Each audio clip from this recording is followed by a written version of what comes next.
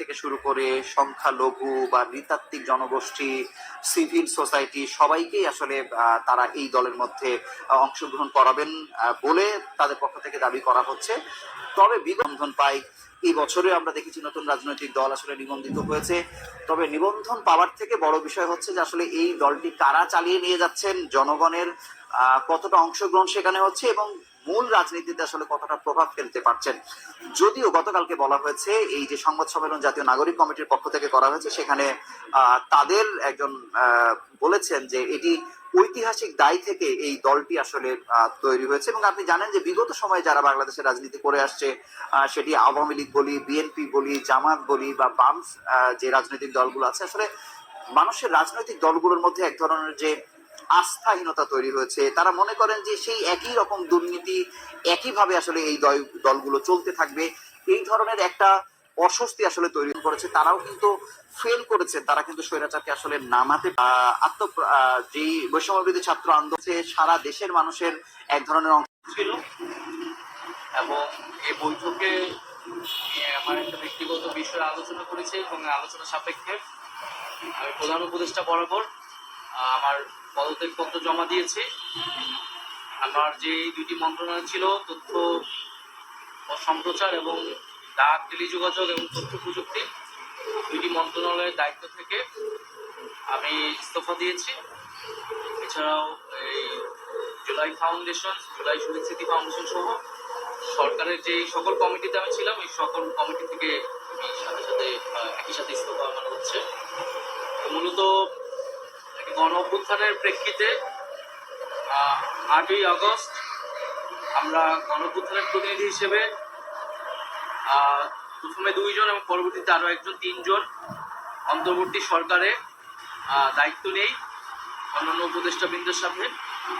তখন দেশের জাতীয় নিরাপত্তা এবং গণ অভ্যুত্থানের আকাঙ্ক্ষা বাস্তবায়নের লক্ষ্যে আমাদের সেই সময় দায়িত্ব গ্রহণ করাটা আমাদের কাছে মনে হয়েছিল যৌক্তিক।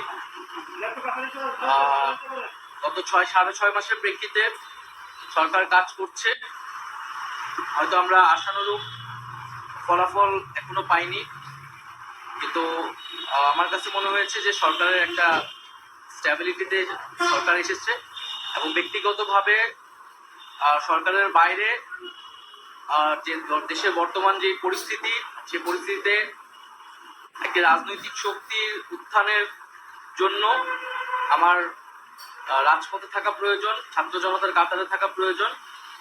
এবং আমরা যে গণতান্ত্রিক পরিবর্তনের আকাঙ্ক্ষা করি, সেই আকাঙ্ক্ষার জন্য এবং আমার যে গণ অভ্যুত্থানে যে ছাত্র জনতা অংশগ্রহণ করেছে, সেই শক্তিকে সংহত করতে আমি মনে করেছি যে আমার সরকারের থেকে, আমার সরকারের বাইরে রাজপথে আমার ভূমিকা বেশি হবে।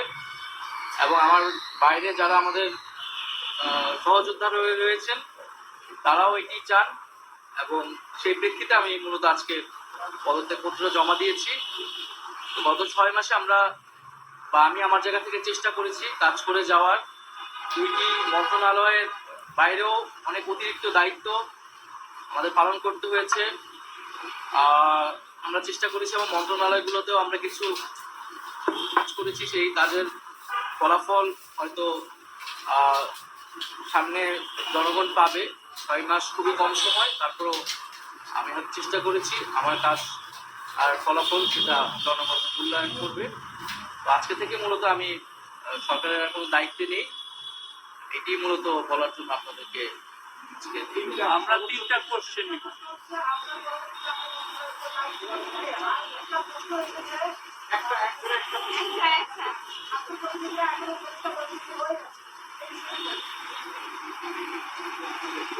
আমার পরে যে দায়িত্ব নিবে এটা আসলে ক্যাবিনেটে, পরবর্তীতে এটা ক্যাবিনেট ঠিক করবে, উপদেষ্টা পরিষদে ঠিক করবে।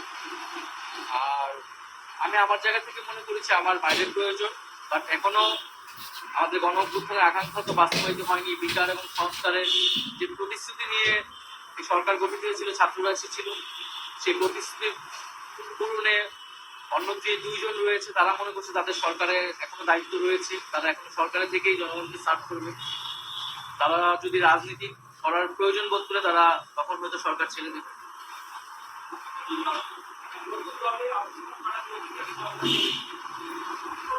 হ্যাঁ, নতুন যে রাজনৈতিক শক্তি এবং দল গঠন হচ্ছে, আমি সেখানে অংশগ্রহণ করতে আমার অভিপ্রায় আছে এবং জনগণের সাথে মিশে আবারও জনগণকে ঐক্যবদ্ধ করা এবং আমাদের যে গণঅভ্যুত্থান এর যে প্রতিশ্রুতি সেটা বাস্তবায়নে মাঠে থেকে কাজ করার লক্ষ্যে আমি সরকার পদক্ষেপ নিচ্ছি।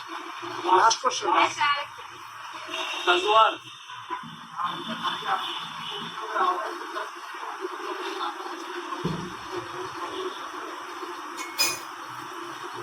এটার জন্য আপনাদের দলটির যেদিন ঘোষণা 28 তারিখ, সেদিন পর্যন্ত অপেক্ষা করতে হবে, সেদিনই এটা জানা যাবে।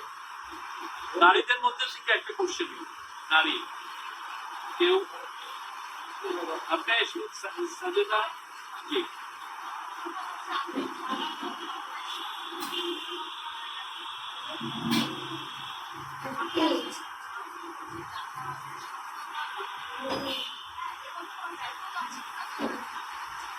না, আমাদের তো অনেক সীমাবদ্ধতা ছিলই। আমরা সেই সীমাবদ্ধতা গুলো কাটানোর চেষ্টা করেছি সবসময় এবং